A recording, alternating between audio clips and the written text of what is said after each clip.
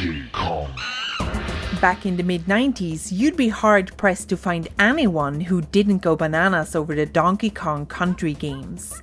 The franchise struck down like a bolt of lightning and turned everyone's expectations of graphical presentation on their heads. It was the dawn of 3D games, but while contemporaries struggled to uphold more than 5 polygons, Donkey Kong Country revolutionized the field with hot pre-rendered graphics, employing the novelty and intrigue around 3 dimensions through presentation rather than game design concepts.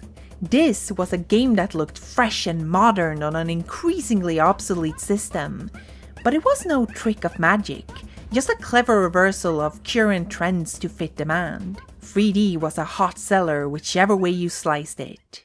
The first game practically invigorated the Super Nintendo for a couple more years of service, allowing it to stand strong against the fast-approaching lean and mean PlayStation. The second game is commonly seen as a step further in terms of the series' design ideas, refining what people found entertaining about the first one and creating what many hold as not just the series' peak, but one of the greatest games of the platforming genre.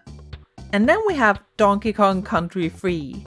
The third one, which has Dixie Kong and a toddler in a hovercraft. Penguins. I think there was an elephant or something. Big barrel boss? K.Rool had some Frankenstein David J. Bradley thing going on. Also some bears, maybe? Banana birds? You know, for being a franchise that had such a concentrated lifespan, what with the yearly installments and all that, it's kind of amazing how the overall popular narrative of the series just sort of fizzles out at the third installment. Everyone knows about the first 2 games, and more importantly, what to think about them. The first is a technological marvel and the other is bigger and better platform perfection. In comparison, the third one just kinda exists, with takes ranging between and I never played that one. Usually this form of lukewarm reception to a game tends to boil down to it being a bit shitty. You get the picture, the game wasn't as good as the other ones. It couldn't possibly compare, especially not if the last one was supposedly the peak of its genre. But logically, this game should have had everything going for it. It's the next evolution from the acclaimed second game, starring the fan favorite Dixie Kong. Everyone loves Dixie Kong, mainly because she negates actual platforming, but also because she's really cool. And trans. That's canon now, prove it's not true. You can't. It's really a no-brainer on paper. They looked at their response and honed in on one of the aspects people liked about the previous game. I mean, this was 1996 for goodness sake, the big year in gaming for the rise of the female protagonist. You'd be excused if you expected Dixie Kong's game to be lumped in with that commotion. By all merits, this should have worked, but apparently it didn't, considering the accepted community perspective of this game is white noise. Now this is not to say that people don't have strong opinions or deep familiarity with Donkey Kong Country 3, because of course they do. Oh gosh, do people have takes on this one. But it's striking how one of the biggest questions revolving around the game is why it's not as highly regarded as the other 2. Heck, looking into it, it seems most people both at the time and in retrospect quite liked it. The game received positive reviews and following that line you'd probably be right in calling the whole thing overlooked rather than underrated. It certainly wasn't offensively bad. Perhaps the people just had fatigue after too many similar Donkey Kong games. Or maybe they didn't want to play the girl game. Compiling the critique aimed against Dixie Kong's Double Trouble, it seems the biggest drawbacks are the so-called gimmicks, that supposedly got more elaborate and a bit overblown in this installment. In essence, the game veers away from the platform core of the other ones, introducing external elements that flirt more with exploration and problem solving. And I guess? Feels like a matter of taste more than anything though.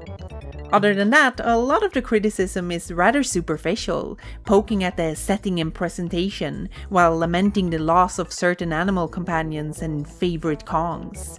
In fact, it seems sour feelings towards Donkey Kong Country 3 quickly got channeled into the big fat scapegoat at the center of it all. In keeping with series tradition, the game jumped focus to the previous sidekick Dixie Kong, together with newcomer Kiddy Kong, a chunky but nimble toddler with excessive arm strength. In short, people don't really like Kiddy Kong. Sure, he may handle a bit like Donkey Kong did in the first game, but considering this was the second absence of the old familiar ape, the switch might have felt disappointing. A little fun-sized betrayal. They dropped the fan favorite Diddy Kong for a silly baby? Inexcusable. Obvious downgrade. Don't like. I mean, I'm sorry, but that is an objectively poorly designed monkey. At this point, the Kiddy Kong disdain is so deeply rooted that it's practically an accepted fact that he just kinda sucks ass in general. Go to any current day discussion about the game and you're sure to see someone being annoyed at the little bastard. And this has been consistent since the beginning. Digging around Usenet threads from the 90s reveal that Kiddy Kong has just never been a particularly popular character. 2 was mediocre at best. 3 just plain sucked. Besides, Kiddy Kong, anyone? I didn't like these characters because when you think of Donkey Kong, you think of a big burly ape, not a couple of little kitty monkeys. I told the baby to shove it and locked him in his crib. Anyone notice how deformed that second monkey, don't remember his name, Dixie's sidekick, is in DKC3? His hands and arms are 3 times the size of his legs.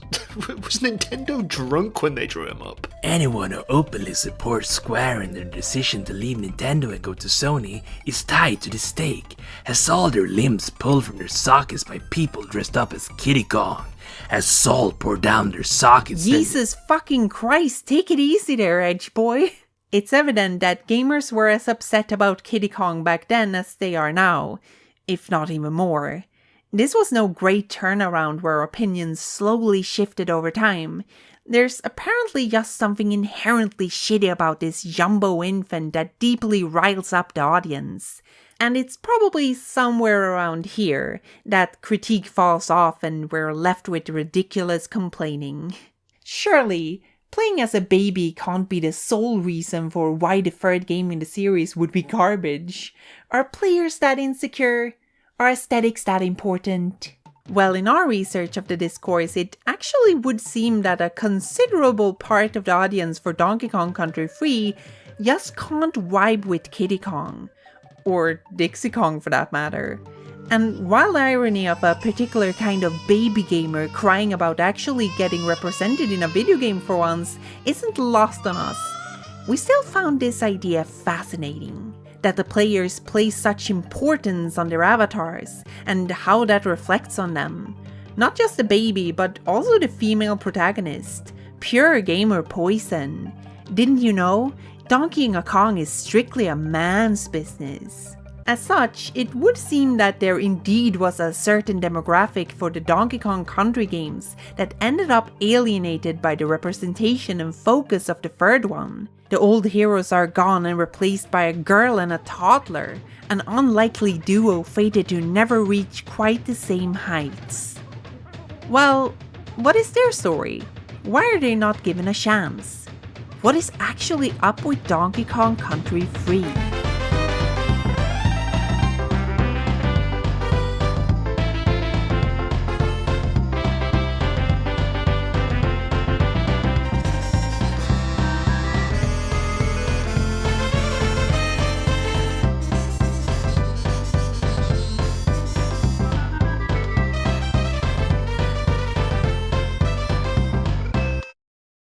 Before we head deep into this third installment of the trilogy, it's important that we go through the foundations first. The first 2 Donkey Kong Country games are classics with tight action and impressive zeitgeist visuals.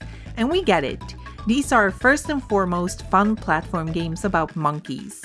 And they really don't have to be more than that. But at the same time, that perspective seems to be the extent of most people's engagement with them. The series is certainly not an obvious target for text analysis. In fact, that sort of discussion is treated more as a joke than anything else. Donkey Kong is just a deeply funny character, and it's hard to take him seriously.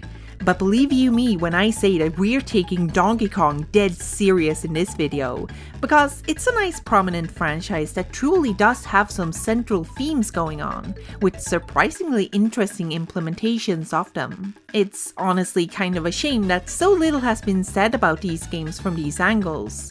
Or, no, actually, it's kind of great that no one has talked about this stuff before, because that just means that we can claim it. Easy pickings, you losers! When it comes to addressing the themes present in Donkey Kong Country, the most obvious one we've seen people focus on is environmentalism. And if you're feeling extra creative and adventurous, you may even refer to the Banana Wars. This isn't really the subject of our video, but for context, the progression of the first game does present an escalation in mining, infrastructure, and industrialization. Something which is connected to the Kremlings, an invading force exploiting the land while antagonizing the local residents and stealing their resources, aka fucking bananas. Thus, it's your job to drive these guys off, because they just kinda suck. Also, they're clearly themed after US military, so Donkey Kong Country is fairly conclusively an anti-colonialist text. But that's neither here nor there. We digress. What we want to focus on with these games is the way they treat their immediate context and rolling culture. As we're all aware, Donkey Kong was originally an arcade title about climbing girders and dodging barrels. It was an important game, birthing two iconic video game characters, seriously kickstarting Nintendo's influence on the market, and acting as a significant first landmark for creator Shigeru Miyamoto's career. There is certainly some pressure in bringing back a heavy hitter like that, especially when that concept had grown old and dated. As such, Donkey Kong Country is a game that acknowledges its roots by somewhat nervously antagonizing it. The Donkey Kong of old is personified as the out-of-touch grandpa character Cranky Kong, who keeps going on about the good old days while complaining about the modern standards present in this new game. Granted, this is all done in a comedic manner that paints Cranky as conceited and somewhat ridiculous. But the notion that this is even present at all hints at an underlying insecurity within the game. After all, in just 1 year, developers Rare had gone from making Battletoads and run-of-the-mill license games to suddenly being in complete creative control of a high-budget flagship hardware seller with a prestigious IP.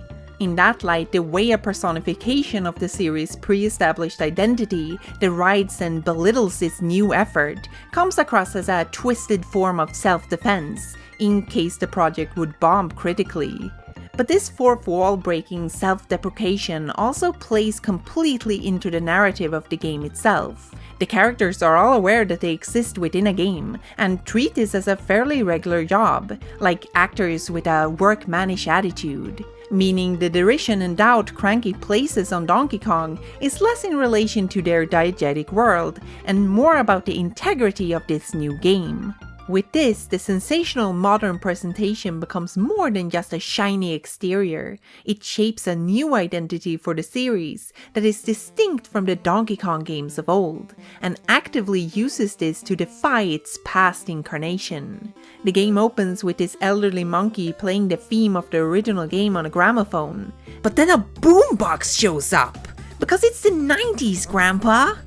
As all boomers, Cranky Kong overreacts and proceeds to horrifically murder Donkey Kong. But it paints the picture. The intro of the game is solely about transitioning from the old to the new. This is a fresh start, completely detached from your preconceived notions of Konghood, violently opposing it with every fiber of its being. It's unavoidable. The pre-rendered 3D graphics pervade the entire game, constantly suggesting this idea of modernity. Like a teenage rebellion, Donkey Kong Country is thoroughly about the new. It was made by an upcoming studio, starring a generational character shift, antsy to prove their worth. In this way, intent and reception only really play off each other thanks to the effort paying off in the end. There is a strong case to be made that the way Donkey Kong Country smugly belittles its predecessors is righteous and self-confident, instead of disrespectful and mean-spirited, only through the context of the game being popularly considered superior to the older ones. Had this aged like milk, then the cranky snides would instead appear prophetic and ironic. It goes both ways. Remember how the gamers reacted when Nuts and Bolts made fun of the classic Banjo games? Same thing. This is all important for understanding one of the core themes of the whole Country trilogy, which is the need to prove yourself and how the torch is constantly handed over to the next generation. Heroes beget new heroes in an endless cycle. Jumpman, Donkey Kong Jr., Stanley, Donkey Kong, Diddy Kong, Dixie Kong. If there was one constant of the Kong series, it was how the player avatar would always change. Even the health system of these games revolve around having another ape continue your work when you get hurt. Yet, giving room for the next in line is always treated with suspicion. So just like how Donkey Kong needed to show his worth in the first Country game, so too must Diddy Kong prove himself in the second one. Going into Donkey Kong Country 2, these previously mentioned themes of self-worth are significantly increased. With Donkey Kong kidnapped, it is Diddy Kong's job to save his friend, which is met with even more doubt from Cranky Kong than Donkey's attempt to reclaim his bananas. And this time it's not just instruction manual stuff. Beating the game itself will have Cranky rank the player character by completion rate, superseding any accomplishments as trivial and unimpressive if a certain standard is not met. In this sense, the goal of the game is ultimately not about saving Donkey Kong and defeating the Kremlings, but rather about helping Diddy Kong become a video game hero. Guess that's what the subtitle Diddy's Conquest refers to. He's just out for a promotion. Admittedly, this aspect of the game is firmly in the text, and other people have drawn connections here before. For example, fellow YouTuber The Geek Critique suggested this theme in correlation with this being the second game in the series. Rare were proving they weren't a one-trick pony, and as such, the switch of protagonist reflects them doubling down on being the new de facto Kong makers. Donkey Kong was made by Nintendo, but Diddy Kong was a product of Rare.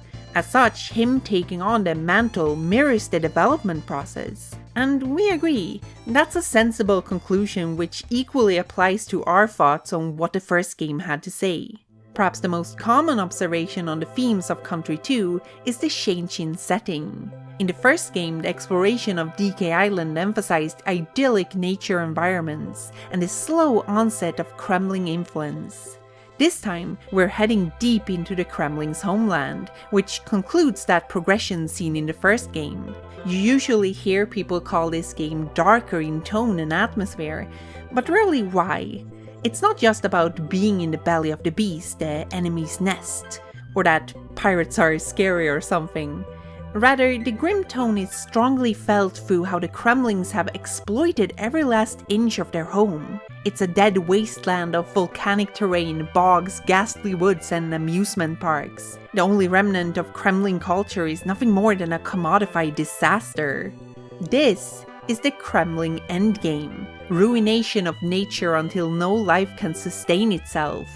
Looming in the background is DK Island, a reminder of that invaluable place which needs to be protected, conveyed as ever so fragile in contrast to what the Kremlings have done to their island. Not only is this tone present in the environments and Diddy's daunting opposition, but also through an ever-present cynicism. Last time, the Kong family gladly helped the player with anything they needed, but this time around, it's all business. Even though their very way of life is at stake, Diddy is not allowed the benefit of assistance, because he is not perceived as worthy. Everything from secret hints and fast travel to tutorials and the freaking save feature have been commodified behind the currency of tricky level pickups, a literal token of having done something difficult in the game, meaning the only way towards aid and respect is proving your worth. It's almost uncharacteristically cold and possibly a bit excessive, but it certainly gets the point across. Diddy Kong has to deal with higher stakes and a more difficult opposition while being burdened with more doubt and condescension than Donkey Kong ever did, precisely because he's not Donkey Kong. Diddy Kong is second fiddle to some guy born into the privilege of directly inheriting the hero role. They both worked their asses off in the last game, but only one of them was acknowledged for it. As such, Diddy Kong has to go through an entire extra game just to get on base level with Donkey Kong. Their circumstances are absolutely not equal, and in many ways, no matter what Diddy Kong does, he will never surpass the fundamental advantages Donkey Kong has. Yes, Donkey Kong Country is about privilege and inequality. We pulled the rug out from under your feet. This was a BreadTube video all along. It's on, like Donkey Kong. With this established, you might already have started connecting some dots in Donkey Kong Country 3, coincidentally the best game ever made. So let's just get straight to it. From the perspective of these games as spotlights for characters to explore and ultimately overcome the low expectations placed on them, Dixie Kong as protagonist is perhaps the perfect conclusion to the trilogy. The turn-taking process has fallen to the next level of the hierarchy, and it's come time for the sidekick of the sidekick to finally have her day in the sun. Comparing these apes, there is no meaningful difference between their work as video game heroes. They're all competent at what they do. Yet, there is a clear order of importance going on here. In the first game, Donkey and Diddy handle business, later with Dixie only being brought along when one of the two top guys went missing. And that's basically what happens again in Donkey Kong Country 3. Donkey and Diddy went away on their own bro business, leaving Dixie behind, meaning that her only shot at even getting involved in these affairs basically requires at least one of the main guys to go missing. Like, Dixie isn't even the deputy occasionally granted authority, she's straight up a substitute. Think of the work Diddy had to go through to catch some slack, and consider how prospects are even worse for Dixie, who needs someone to call in sick in order to get jobs at all. As such, this sort of focus on the third wheel and the circumstances around why she's the star further bolsters the themes of proving your self-worth into new territories. This is about straight up neglect and gender discrimination rather than being underestimated, which plays into so many factors that it's basically one of the core themes of the game. This is a story about the ones who are forgotten or ignored, the people left at home when big important things are happening. Like the Great Ape War or something. It appears no one expected the girl and the toddler she was babysitting to have the competence to save the day. The villain K.Rool doesn't even seem to consider the idea into his plans, despite being equally screwed over by Dixie Kong last time. Perhaps most intriguing is how Cranky Kong is handled in this game. His character was the anchor for all meta perspectives, and this bled straight into the paratext. One of the highlights of the manuals for these games was how Cranky would riff on the content within, belittling the help given and generally questioning some of the mandatory manual tropes, like note pages. You're only reading this because you're bored. Ah shit, you got me. It's quite telling how much Cranky must have been a reflection on cynical gamer culture of the time. It's absolutely the sort of guy who would get pissy about Dark Souls difficulty discourse and assist modes today, unintentionally showing how the goalpost keeps moving. Back in '94, Donkey Kong Country was considered an easy game pampering its audience. But I betcha today, Cranky would be going on about how only a real pro could take it on. I mean, he's getting nostalgic about the first game already by the second one. The grass is always greener and all that, I guess. But perhaps the most striking example of Cranky whining is his reaction to Dixie Kong within the manual of the second game. What's going on here? She should be the damsel in distress, not one of the stars. Look, we like Cranky Kong. He's a very clever character with funny lines who absolutely enriches the Donkey Kong universe. The way Rare employed him was masterfully done. But you know, he's straight up a misogynist. Cranky Kong is weird about women or something. No, really, Cranky is very instrumental in pinpointing the themes of respect and self-worth in Donkey Kong Country Free around neglect over doubt. In the first two manuals, he is basically being a toxic influence by harshly questioning Donkey and Diddy's ability and integrity, but in the third one, he's absent, nowhere to be found. And this is not because his shtick got old. Come Donkey Kong 64, he was back on his shenanigans again like nothing ever happened. Are we to assume that he simply did not care enough about Dixie Kong to even engage with her game? I mean, probably. No longer is he giving hints at his cabin. Instead, he amuses himself with leisurely activities at a swanky sideshow, seemingly oblivious to what's going on. It appears that Cranky Kong is not interested in participating in a girly baby game like Donkey Kong Country Free. He didn't even bother. And funnily enough, this may very well reflect on that hardcore gamer audience again. It should be no secret that the Donkey Kong Country games were primarily marketed towards boys, as with many other games of that era. The first game uses terms like your father's Donkey Kong to reflect on the series' history, because why would your mother ever play a video game? With Cranky Kong also being very into the idea of the damsel in distress, having his past profession in, creating them. In those days, women were often at best the ensemble addition with girl as a personality, and at worst, pure sex appeal.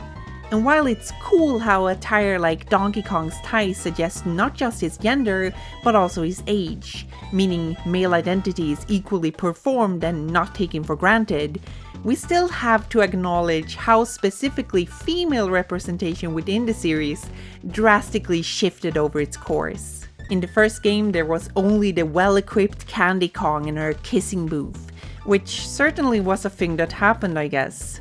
The one woman in the cast is literal eye candy, performing vaguely sexual services and only exists to be the girlfriend utility tool for an ape man out on bigger business. Moving on to the second game, we of course have the addition of Dixie Kong and Wrinkly Kong, which is cool. Although Dixie admittedly has pretty typical girl attributes that feel excessively designed to signify her gender, in contrast to her male counterpart. Pink color, makeup, nail polish, and a strange focus on her having hair, as if that's like a novel trait of girls. Not really sure what that's about, apparently evolution according to lore. Now, don't get us wrong, Dixie Kong is a fine character and overall this stuff is leaps above the first game. But still, the overall presentation of women in Diddy's conquest feels a bit stereotypical and inherently tied to their significant others, who just happen to be men. Wrinkly Kong is an old lady with information, so she's an elementary school teacher. Meanwhile, Cranky Kong is an old man with information, so he's a contextually logical representation of the subject at hand, which is gaming. He has a freaking man cave. Dixie Kong herself has no real goal apart from helping Diddy accomplish his goals. She's playing full support, which really takes a toll on her agency. And that's really all this is about. Donkey Kong Country Free basically changes nothing about the actual design of these characters. Rather, they are recontextualized in a way that makes them feel more like actual people than archetypes. And that's interesting, because this is mainly achieved by simply focusing on them. Wrinkly Kong has retired and is at her home, which is her private personal space and as such, a reflection on her character and not what society expects her to do. She's in her woman cave playing video games like it's no one's business. Equally, Ellie the elephant is the only female animal companion in the trilogy, which is signified by nothing more than her name.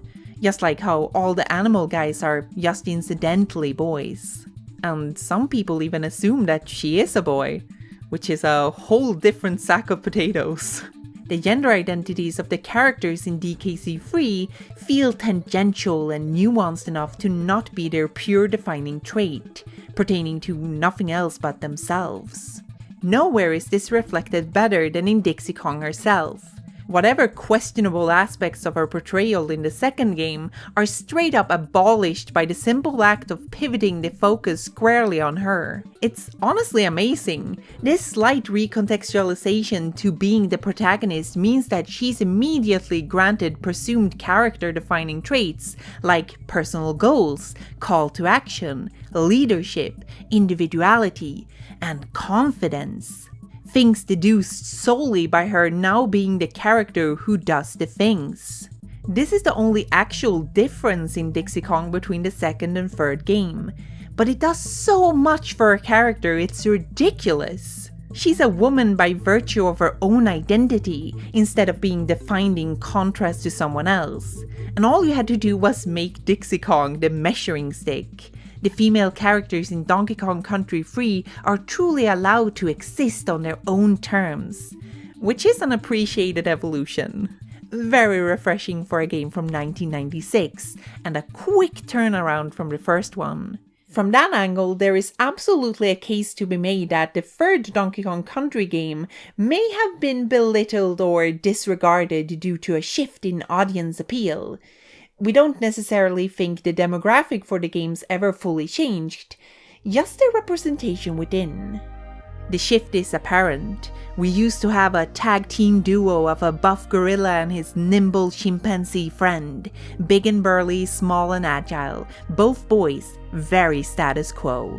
The second game features a playable transition timeline of Diddy and Dixie Kong. However, all focus of importance is placed on Diddy, with Dixie's inclusion being explicitly contextualized as her being his girlfriend, suggesting that her role is in immediate relation to Diddy Kong over anything else. He's never defined as Dixie's boyfriend. That's not his characterization. I mean, it's fine. They both have this cheeky, rebellious teenager thing going on, chewing gum and whatnot. There's clear character here. At best, this duo is a 50-50 equal one, but Diddy's top billing and heavy focus in the story lends the idea that Dixie is there as his backup. After all, it's Diddy's conquest. There is a hierarchy in place that emphasizes how this is still a boys' thing. Come the third game, however, we are instead left with the girl character as top banana, with her companion being a titanic toddler. There is no boombox gorilla man or a boombox chimpanzee boy. Your average video game guy is just not represented within that cast. This is what male representation has been boiled down to, and this subconscious process of emasculation is likely why gamers back in the 90s were left unappealed by the game and annoyed at Kiddy Kong specifically. Dixie Kong luckily had the benefit of being an OP fan favorite in the last game, which no doubt softened the blow of her inclusion. Gosh, can you even imagine if this was her debut? Why can't Diddy Kong come back instead? Our impression is that people generally think it's cool that she has her own game, but not particularly riveting. Perhaps these aspects sorta weighed out themselves to create a combination that wasn't explicitly wrong, but still left the intended audience mysteriously ambivalent and uninterested in trying the game at the time, and at most visibly distressed about the baby. Who knows, perhaps player avatar identity is important for moving copies off of store shelves. Oh, if only this little baby boy had been a proper man, a proper Kong, then this would have been a game for me! This leads us to a withstanding suggestion around Donkey Kong Country 3, which is the idea of going full circle and featuring the return of Donkey Kong as the companion character, instead of introducing this scrappy infant.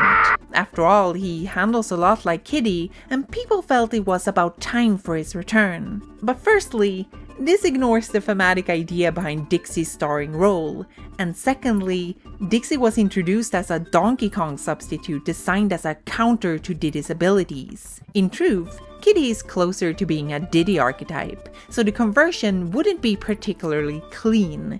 Actually, Kiddy's not very Donkey Kong-like at all. He's bigger, stronger, and faster too. He's the fourth member of the DK crew. DK Donkey Kong. DK Donkey Kong is here. We think this is a very interesting thought though, because it pinpoints the perceived faults of the character. Is it about an old favorite getting replaced? Then people should have been furious at Diddy's conquest. Is it about not wanting a strong and chunky character? Then they wouldn't be clamoring for Donkey Kong. So the Kiddy Kong hate is all about aesthetics. This guy is simply presented in a way that is unappealing. Well, of course he is. He's a baby. Babies are uncool and boring, and a bit yucky. Asking players to take on that role is infantilizing. There are certain associations to be drawn with babies that are antithetical to stereotypical masculinity. Like, no matter how silly this observation may seem, the chest-pounding buff gorilla Donkey Kong is undoubtedly a very testosterone-pumped masculine character. A traditional male archetype. Donkey and Kiddy are both boys, but they embody completely different parts of manhood. What we're suggesting is that a huge part of this backlash might revolve around a subconscious idea that it would feel a little bit embarrassing to play a game with a cast like this. But Kiddy Kong as the companion to Dixie Kong works completely into that depicted hierarchy in the series. With the passing of the crown, Dixie needs a sidekick who is perceived as below her if she's to be the hero. And that just won't happen with Donkey or Diddy. That the only one beneath Dixie is a toddler says a whole lot about her role in Kong society. And the pairing even tells us what expectations are of her. In the opening, Funky Kong shoves Kiddy onto Dixie first chance he gets, positioning her as the more obvious caretaker. This is recurring in the context given by paratext and supplementary material like magazine descriptions and the strategy guide. Dixie Kong is babysitting Kiddy Kong because as a girl, that's what she's expected to do. And the only time a young girl is put in charge of anyone else, it's when babysitting. Most explicit is the backstory found in the Donkey Kong Land Free Manual, which is essentially the same game but on Game Boy. In it, a contest is held to find the elusive lost world, to which Donkey and Diddy promptly ditches Dixie to pursue fame and fortune, while she's left behind at home to take care of Kiddy Kong. Normally, she had no objections to babysitting Kiddy, but what if she wanted to enter the competition herself? Nobody had even bothered considering that, of course. And why not? Hadn't she done just as much as Diddy in getting DK back from the Kremlings? Of course she had. But then, she was only a girl, right? See what we mean? This isn't a case of far-fetched assumptions or reading too much into things. It's all there in the text. You may even find deeper traces of how Dixie is never fully able to break away from these shackles either. That Dixie and Kiddy are a team mostly comes off as her working within her conditions. No matter what, everything in the game occurs within the framework of her overseeing the kid she's babysitting. Yes, they seem like good friends, but it's simultaneously hard to escape how this is a pairing born completely out of circumstances outside of Dixie's control, that she just has to live with to the best of her abilities. In this way, Dixie Kong may not have been unseen, but she's definitely overlooked when it comes to assumptions of her abilities.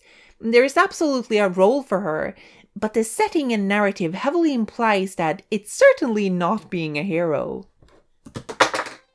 That the way Dixie is treated within the fiction reverberated directly into the game's reception is just kind of perfect in that regard. But in many ways, it was possibly fated to happen. The second game is critically considered the series' peak, and it did mark an inevitable crescendo behind the scenes. It was the last Rare game for the Super Nintendo to have all the big important hotshots involved in development, after which the studio started phasing over to the then spanking new Nintendo 64. This is usually simplified as the third game being made by the so-called B-Team. But it's actually more similar to how the series itself switched protagonists. The people assisting with the previous game were put in charge of the next one while training new employees in game making. And in that sense, Dixie's story mirrors theirs. While the main guys were off exploring new exciting hardware, the Kong team was stuck maintaining the outdated Super Nintendo. No doubt an important job, especially since the new system wasn't even out in the PAL regions until the year after. But regardless, the presence of the looming Nintendo 64 is felt throughout. Not least in Wrinkly's house, where the tune of Peach's Castle from Super Mario 64 echoes out from the future box. Almost tauntingly, with Donkey Kong Country 3 falling in between the previous great studio effort and next-gen prospects, it was practically doomed to be met with underwhelming reception. It's hard to impress 3 times in a row, so the developers of Rare's final Super Nintendo game were essentially tasked with making something that never would have surpassed their earlier efforts. In other words, this game's fate was set from the start, and the creators knew it. Playing the game with this in mind is sobering, revelatory almost. It is no doubt a very humble experience painted with the soft melancholy of following in the wake of giants. The changes introduced in both design and presentation feel conscious and deliberate towards a more gentle and thoughtful angle. There is no grand high-stakes conflict at center stage like last time, with the cynicism from the second game substantially toned down. It really feels like the calm aftermath of something grandiose. As such, we are once more allowed to visit lush nature environments, no longer as pressured by Kremlin influence. This even carries over into the map layout, which is now geared towards more open exploration and peaceful interaction. The northern hemisphere is a pleasant place with its threat only lurking behind the scenes. The shift from tropical climate to one that feels distinctly European is no doubt a conscious decision, reflecting a more familiar, homely environment to the British developers. It truly feels like we've left the tumultuous, hectic main stage of the Kong world and entered the serene outskirts where the people uninvolved in those important affairs reside. Like, do you think this guy has ever actually seen a Kremlin before? Come on. It's all very personal and kinda cute. Instead of spearheading some odd barrel airline, Funky Kong is tinkering with boats and is seemingly having a great time with it. Meanwhile, Wrinkly Kong has retired from her teaching job and gladly helps Dixie and Kiddy on their adventure, all around living the good life. In fact, Dixie's relationship with Wrinkly seems to mirror that of the Kong boys in Cranky, but this one is a lot more healthy. Perhaps precisely because of how much center stage the latter party otherwise takes. Wrinkly Kong is equally a forgotten character left at home while her male counterpart is out and about having fun. Her dialogue suggests she'd rather Cranky came home instead of wasting money at a swanky tent, and her meta angle critiques games from the perspective of demographics, lamenting how there are no games made about her interests. We feel Wrinkly Kong is a surprisingly interesting character in Donkey Kong Country 3 by how she is solidly humanized through rather small means. It's your little old grandma all by herself at home, happy to receive visitors. One of the collectibles even reflects this. The banana birds he asks for all take refuge in her house and liven up the place. Meaning, the end goal is in many ways connected to brightening Wrinkly's life, rather than proving to Cranky that you have more integrity than dog shit or something. And from that perspective, we would have normally groaned pretty hard at how Wrinkly Kong was to be killed off in the next game, for whatever reason. But you know, that's life. You can't reason with it. Perhaps Wrinkly passing on intertextually strengthens her role in Donkey Kong Country 3, cementing that our time is brief and how the moments we share are precious and invaluable, leaving treasured memories to keep forever. That those most easily forgotten could be torn from us at any moment, leaving us with nothing more than regret over how much we took them for granted. Unless we go out of our way to acknowledge this while we still can. And this is why 103%ing this game is the only one that truly matters. You want to prove you're a tough gamer boy, or that you love grandma? Which is more important? This idea of memories, while not really a main theme of this game, is still a concept bookending your play session. When you start up the game, you pick and label a VHS tape with your name, which is recorded to every time you borrow Wrinkly's television. It's basically just a cute although dated method of conveying a save file. And when you beat the game, you're presented with a photo album displaying everyone you encountered. Mostly the people who wanted you dead. I don't know, Dixie Kong is a bit morbid like that. This suggests a difference in disposition for how Dixie views her job in contrast to Donkey and Diddy. In the first two games, you pick your save file in a standard menu, and by the end, the characters parade past in the treehouse. Or a toxic dump. Donkey Kong and Diddy Kong just kinda take their adventures for granted. There is no record keeping going on, possibly because they assume that their legacy will immortalize their actions anyway. That's really the distinction here. When Donkey and Diddy finish an adventure, they restore order until the next time when some other fun event rocks the boat. Because that's what they do.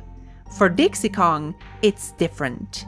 This is her one time having this. When the Kong boys are rescued, the status quo returns, and the next adventure belongs to them, with Dixie returning to being the sidekick.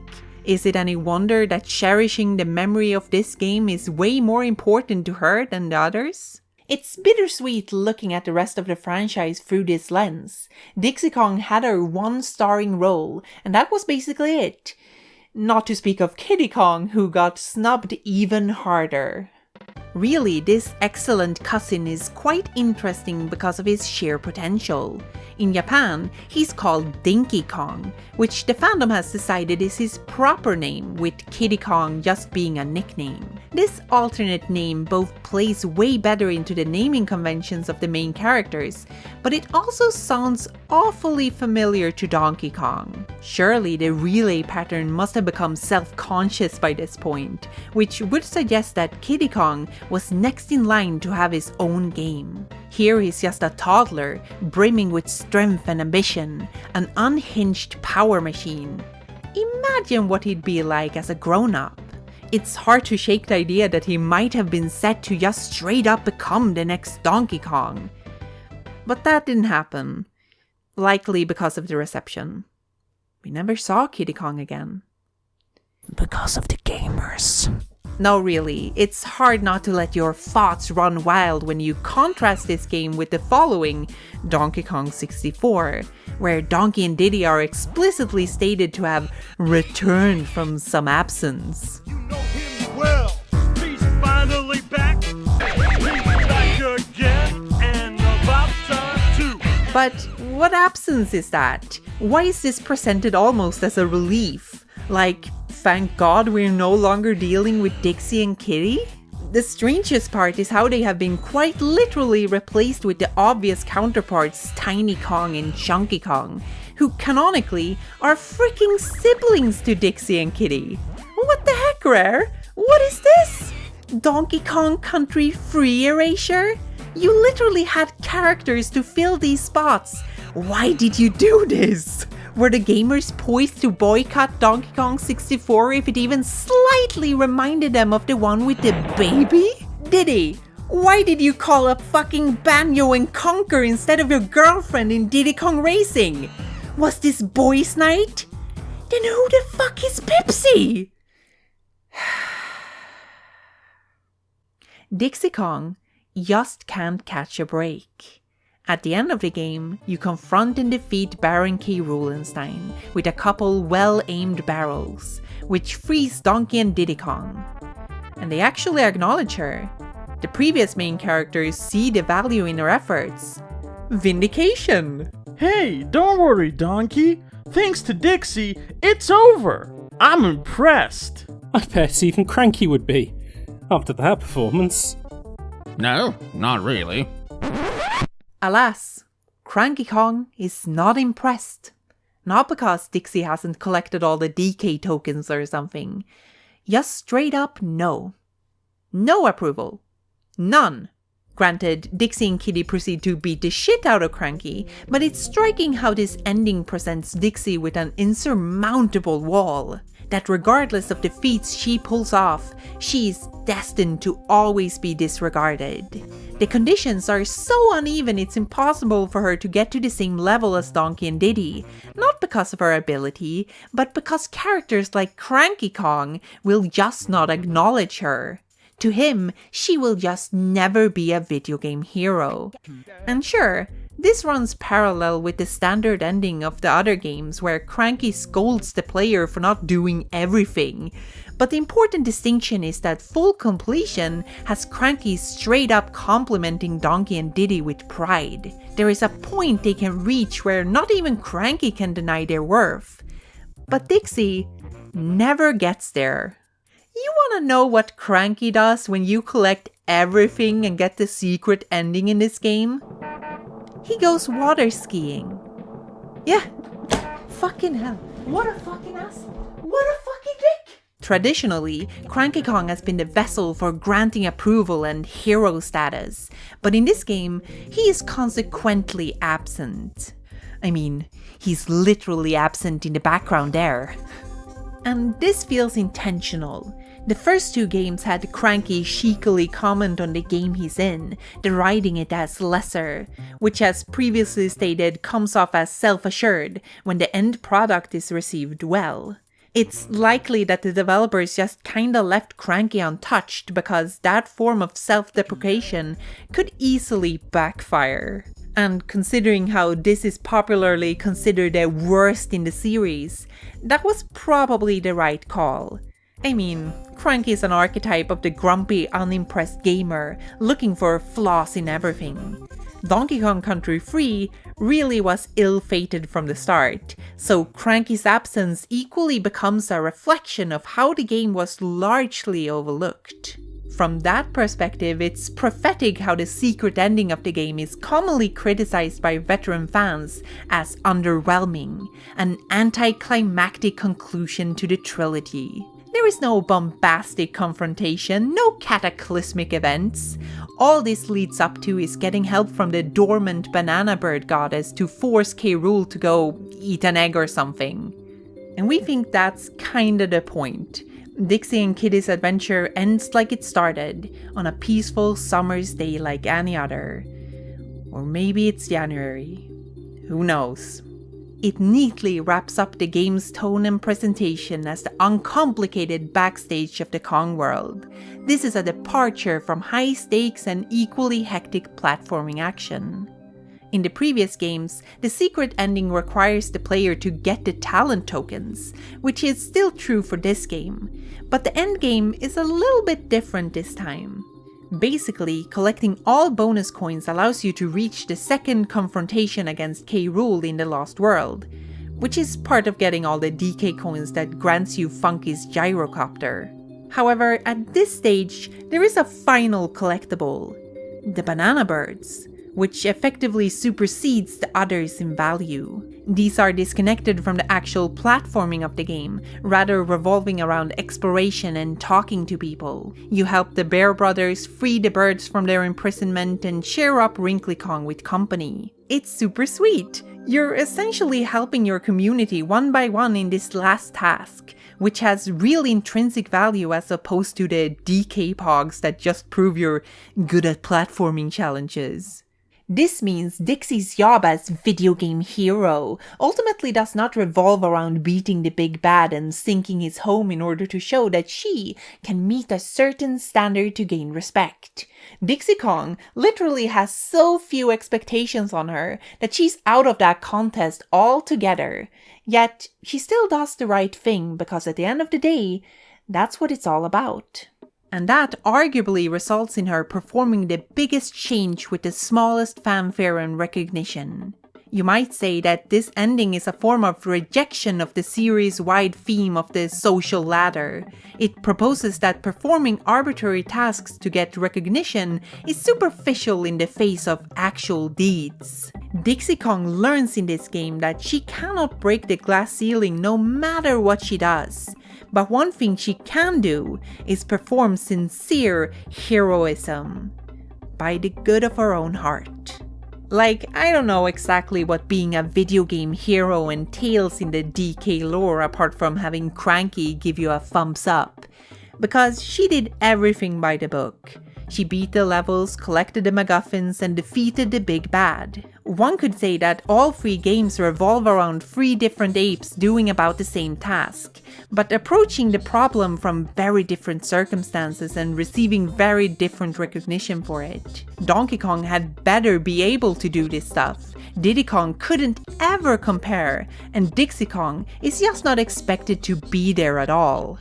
The balance is completely out of whack. These expectations run counter with their accomplishments. Donkey Kong saves a pile of bananas, Diddy Kong performs mass genocide, and Dixie Kong ascends to heaven and gains an audience with God. The only thing that escalates more drastically than this is Cranky's expectations of the protagonists. It suggests that video game hero may technically be about performing a certain task, but that the socially accepted impression of this job far outweighs that act, which carries over into real life. You may put Dixie Kong in a video game, but is it gonna be good? Is it going to be acknowledged and highly regarded? The first 2 games ran with the prospects of great accomplishments as the goal. Donkey and Diddy proving themselves reflect on Rare as a studio, but Dixie is not placed under these circumstances because the remaining developers working on the 3rd game likely knew whatever they made could never compare. As such, the hero they went with would undoubtedly be a somewhat unassuming one. And the way the game's reception played into that is equal parts melancholic and poetic. Just consider how no one ever really talks about this game unless in correlation with the other 2. It is constantly met with unfair comparison, doubt, and even neglect. Never given a chance to stand on its own legs and exist by its own merits. We are deeply intrigued with Dixie Kong's Double Trouble and how its themes and messages are consistent from inception to retrospective views on it. The way it embraces its role by exploring and highlighting the characters and places that are easily forgotten in the other games carries an admirable warmth. And together with a heavier focus on exploration and problem solving, makes this a rather mellow and introspective experience. Less focused on raw action and high-octane platforming, which certainly creates a distinct vibe. Take Ellie the Elephant, no doubt the most elaborate and impressively detailed animal companion of the series, with different moves and context cues. You could build a whole game from her foundation, and with the few levels Donkey Kong Country 3 affords her, she is thoroughly realized and satisfyingly explored. Yet, so often is she disregarded as a lame replacement of the enemy bulldozer Rambi. I guess because they're both grey? It's a strange attitude, and obviously we are all allowed our own preferences. But isn't this a perfect analogy in a sense? We sincerely don't feel that the shift in representation seen in this game signifies a changing core demographic. It stays way too close to its predecessors for that to ever be meaningfully true. Heck, we wouldn't even be surprised if the Donkey Kong audience saw no significant increase in girls with this installment. Or toddlers. What we believe, however, is that the change in perspective is a way of asking the pre-established audience to at least consider the represented characters. That someone like Dixie Kong lives under other conditions than your Donkey or Diddy, but that she's just as valuable as them, regardless.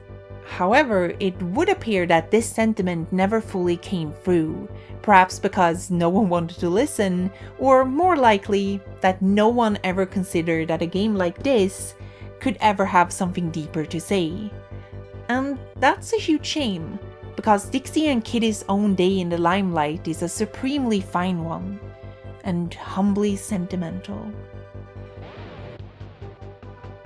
Thank you for watching all the way to the end. Hope you enjoyed another one of our ramblings. This time, we'd like to give a special thanks to DKC Atlas and DK Vine for providing a lot of resources that could be seen in this video.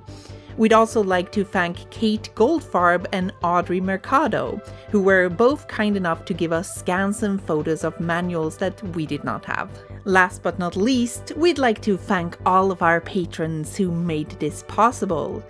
And they are All Purpose Nobody, Afayette, Ben Clark, Bibi the Bitch, Cult of Diana, Ember, Emrasa, Gage McColgan, Intungeon, Joel Nilsson, Kiddy Kong Facts, Klaus Morals, Matthias Graman, Meowmix64, Mary Mello, Mosling, Nate Kiernan, Nishsvert, TB Skyen, Vox, Abigail Nail, Ice, Amanda Rönne Idenge, Andreas, Eric Parkinson, Billy Moran, Botch Friberg, Charles Goldhaber, Chloe, Chloe Strange, Cody Sis, Comfy Camp Feline, Dave Pickett, Eliza Tantivi, Ephemeral Mist, Floof Fist, Henrik, Il Caesar, Indigo Trans, J Mission, Kiki Sylvie, Kiropsy, Linen, Marika, Marby, Max Miller, Mitch Haley, Nathan Schaff, Never Haunting You, Rivokas Magma, Saxon, Silly Rookie, Skyhoppers, Sleepy Slug,